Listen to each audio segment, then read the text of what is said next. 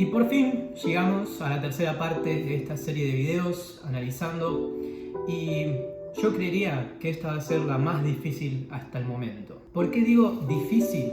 Porque se trata de una película la cual es la más popular de su género y que también es una de las más violentas y también con imágenes grotescas. Por lo que me van a tener que disculpar si pongo pocas escenas o si la mayoría está demasiado censurada, porque estas escenas no son para nada para menores de edad. Y en parte es lo que le da a la película su estatus de género, porque claramente las personas que realizaron y que crearon y que tuvieron parte en esta película se enfocaron en poder hacerla lo más asquerosa y grotesca posible. Y en algunos aspectos lo lograron. Por lo que en el día de hoy, para aclarar todo misticismo y parafernalia sobrenatural, vamos a analizar teológicamente al Exorcista.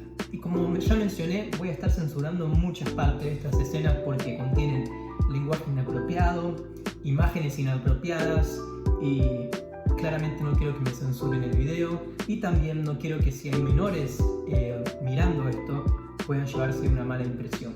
Pero vamos a analizar lo más que se pueda. Vamos con la primera escena. Dr. Klein. Yes, I'm Dr. Klein. This is Dr. Tandy. Sharon, things have gotten worse since I phoned you. I think you're going upstairs. Is she having spasms? Estos son dos doctores, Did you give her the no medication son we gave you? Yes. parte de la iglesia, sino que son psicólogos. Porque hasta este punto de la película la madre piensa que su hija está loca o que tiene alguna enfermedad.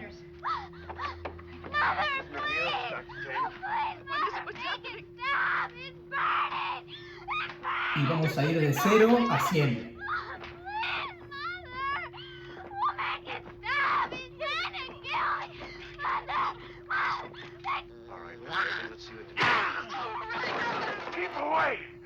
Sí, son imágenes que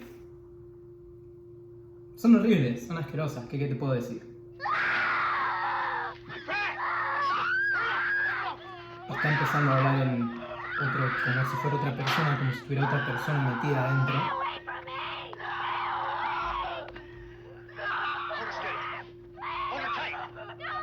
Mucho grito, mucho... Y bueno, vemos el sufrimiento de la madre.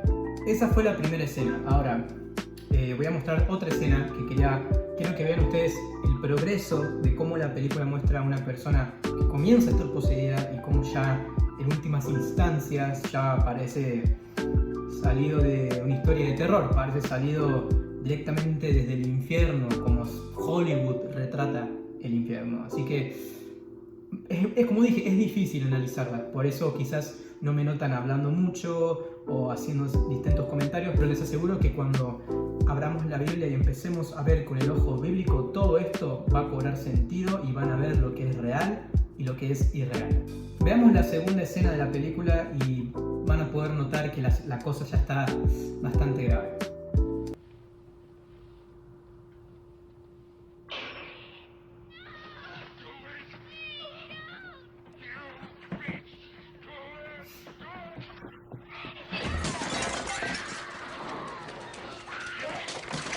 Como dije, bueno, voy a parar ahí porque voy a tener que censurar, porque la persona se está clavando un objeto punzante en la pierna y vemos mucha sangre, así que ya se dan mi idea. Pero esto es lo que yo estaba hablando también en la primera parte cuando hablamos de la monja. Retratan a un ser malvado, todopoderoso, que puede mover objetos con sus poderes. O sea, vemos cosas volando en la habitación, las ventanas abriéndose y cerrándose. Acá también van a ver muchas cosas siendo movidas así como por arte de magia, y la realidad es que esto lo retrata el hombre y no es la realidad. Sigamos viendo un poquito. Y si ven que censuro la voz es porque está diciendo malas palabras. Se cierra la puerta otra vez. Y ahora un mueble gigante. Ok. Y ahí está la escena. La escena famosa de que voltea la cabeza.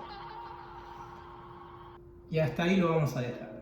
Bueno, sin darle vueltas al asunto, quiero que vayamos a la palabra de Dios. Y si ustedes me acompañan al libro de Hechos capítulo 19, versículo 13, van a ver que vamos a estar hablando sobre la historia de los exorcistas judíos que son atacados y lesionados por un hombre poseído por un demonio. Como ya mencioné en las anteriores partes, la Biblia también tiene historias sobre gente siendo poseída y influenciada por un poder demoníaco. Y para la gloria de Dios, la mayoría de esas historias tienen un final feliz, porque Cristo o alguno de sus discípulos utiliza el poder delegado por el Espíritu Santo para poder traer liberación y sanidad en la vida de esa persona poseída. Pero esta historia que vemos en Hechos 19 no va a ser ese caso. ¿Por qué? Porque vamos a ver la diferencia entre un exorcismo y una liberación. La palabra de Dios dice así: pero algunos de los judíos exorcistas ambulantes, y nótese la palabra exorcistas ambulantes porque esta es una de las primeras, o si no la primera vez que la Biblia menciona la palabra exorcismo.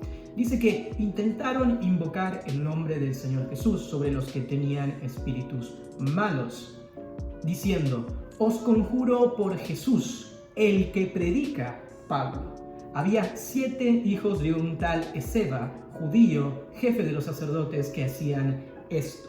Lo que estos hijos de Esceva estaban tratando de hacer, estaban tratando de copiar lo que ellos veían en el ministerio de Pablo, el cual sí era lleno del Espíritu Santo, por lo tanto, él sí podía utilizar su poder para traer liberación a la vida de los incrédulos. Pero acá vemos la diferencia al final del versículo 13. Dice: os conjuro por Jesús, el que predica Pablo. 15. Pero respondiendo al espíritu malo dijo: a Jesús conozco.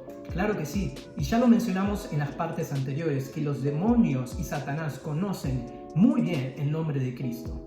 A Jesús conozco y sé quién es Pablo. Esto es tremendo.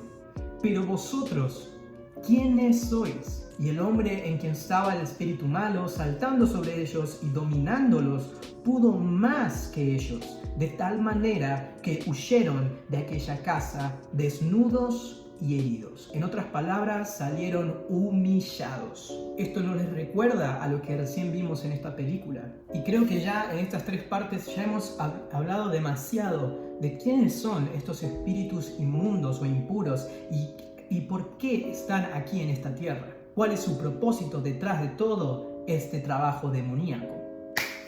Pero hoy vamos a desestimar todo mito de la Iglesia Católica. Porque sí, esta película está actuando la Iglesia Católica Apostólica Romana, la autoproclamada Iglesia de Cristo. Pero los cristianos, aquellos que sí leemos nuestra Biblia, sabemos que no son la verdadera Iglesia de Cristo, sino que son la gran ramera.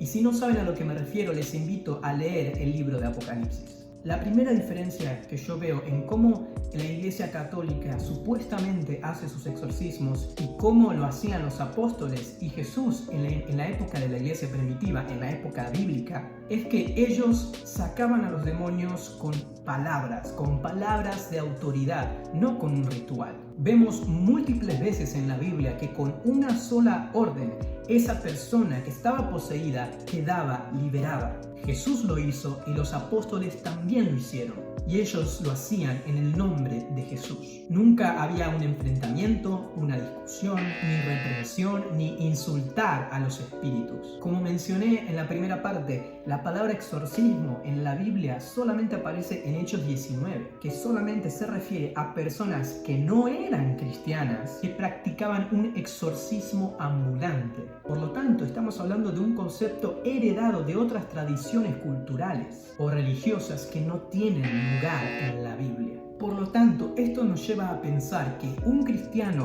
que se enfrenta a estas circunstancias de estar ante una persona poseída no necesita ningún cargo en específico. Como fuimos llamados a ser discípulos de Cristo, también fuimos llamados a echar fuera los demonios en su nombre. porque no somos nosotros quienes tenemos el poder, sino Dios solamente. Así actúa el siervo de Dios. El siervo de Dios actúa bajo el nombre de Cristo para expulsar ese demonio. Escucha esto, el único requisito que nos presenta la Biblia es la fe, es tener fe. En un determinado momento en las Escrituras, Jesús exhortó a sus discípulos porque en un momento no fueron capaces de sacar un demonio porque no tuvieron fe. Como ya vimos en las anteriores partes, la doctrina bíblica de Cristo nos enseña que Él ha vencido a Satanás y a sus demonios, por lo que un creyente en Dios no puede estar poseído, pero sí puede ser blanco de actividad demoníaca. Colosenses 1, 13 y 14 dice: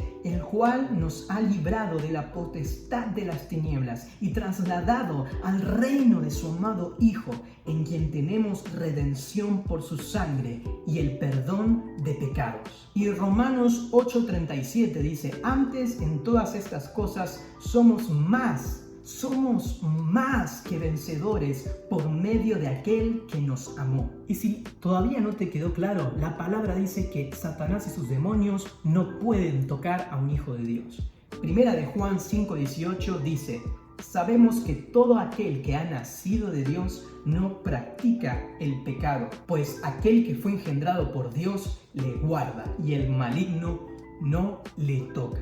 Entonces, ¿cuál es la mejor protección que tenemos ante Satanás? Como mencioné en el anterior video, Santiago 4:7, debemos someternos a Dios, resistir al diablo y él huirá. Por lo tanto, ya para concluir, hemos hablado en la primera parte de quiénes son los demonios y cuál es el límite de su poder y de su inteligencia. En la segunda parte hemos hablado de no tener miedo, de no temer a estos poderes. Y creo que para esta tercera parte vale la pena mencionar que si eres un hijo de Dios, si eres un discípulo de Cristo, ya tienes el poder para echar fuera todo espíritu maligno de tu vida, porque Cristo ya te otorgó la victoria y el maligno no puede tocarte, no puede tocar a tus hijos, no puede tocar a tu familia, pero depende de ti, hermano y hermana, de que tu fe no se apague. Así que si sabes de una persona a la cual le da miedo este tipo de películas, quizás es un hermano en Cristo o quizás todavía no cree en Cristo, sea quien sea, si sabes de alguna persona que vive atormentada por este tipo de pensamientos, compartile esta serie de videos, porque yo sé en mi corazón que esa persona, después de ver estos videos, va a terminar siendo libre en el nombre de Jesús de Nazaret. Y con esto terminamos esta serie de videos.